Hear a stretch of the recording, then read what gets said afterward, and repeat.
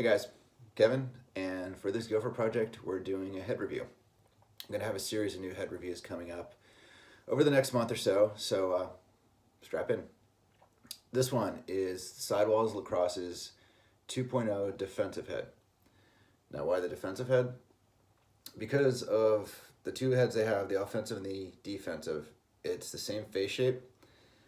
The defensive just has these bridges in here, and I'll explain what those are later. So it's just a little stiffer. So if it's the same face shape and the head's stiffer, I'm always going to go with the stiffer version. Now, what is different between the 2.0 and the 1.0? So here's the 1.0, and I pinched this one a little bit, so the face shape's going to be a lot more narrow in this one. Primarily, the sidewalls are a little more refined, even though it's a similar shape. The sidewall holes are a little more consistent. We had a couple in here that were really, really close. And the scoop is far improved on this one as opposed to the 1.0. Most importantly, they changed the process or even head makeup between the two.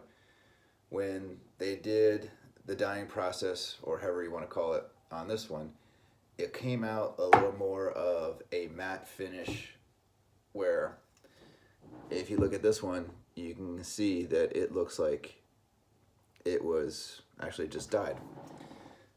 How they do it, it's proprietary. They don't say it, I don't ask. But you know, you can come up with a lot of funky designs that would either take me forever to figure out how to do, or if you wanted a design like this, cost you a lot just due to the complexities of these. And you know, there's no chances of bleeding on this, so that's a benefit. All right, so what makes the 2.0 different?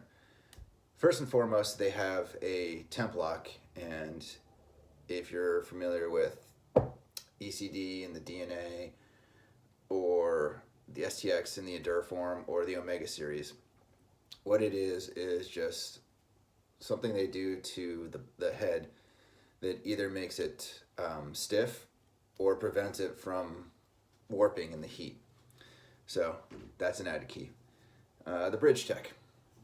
So as I mentioned, you can see that there's these alternating bridges designs throughout the head.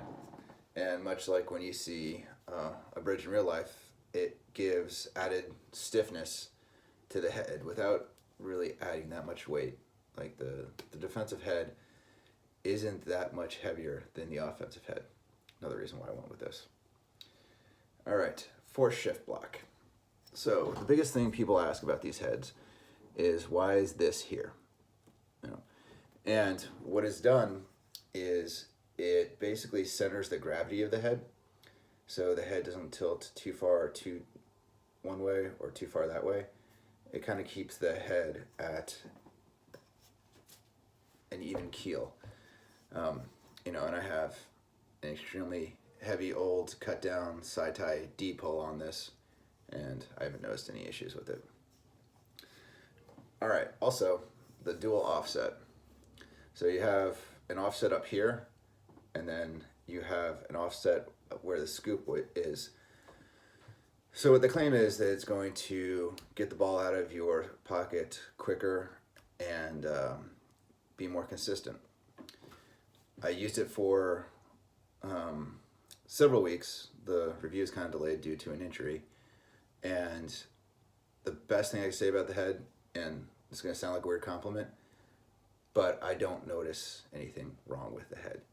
You know, normally they'll have passes where I throw against the wall, and you go back to some of my other reviews and see which ones I'm talking about, and I receive a pass and just immediately don't like something about the head.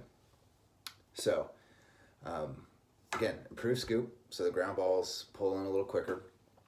It's a good face shape. Now, if you pinch it, like I said, I haven't pinched this one, and I probably will. You get an even better face shape. It's a little heavier than, let's say, you know, some of the light model heads like the Surgeon 900, but it's not anything that I would notice. Otherwise, I would have mentioned before. Cost point. So this comes in at about 140 bucks. Now that may sound high at first, but you figure if your average head is 80, 90 bucks and you get a dye job like this, you're going to be right at that price point. So recommend checking them out. You can either follow them on Instagram or head to Sidewallz, SIDEWALLZ.com. You can even see this head on the splash page of the site.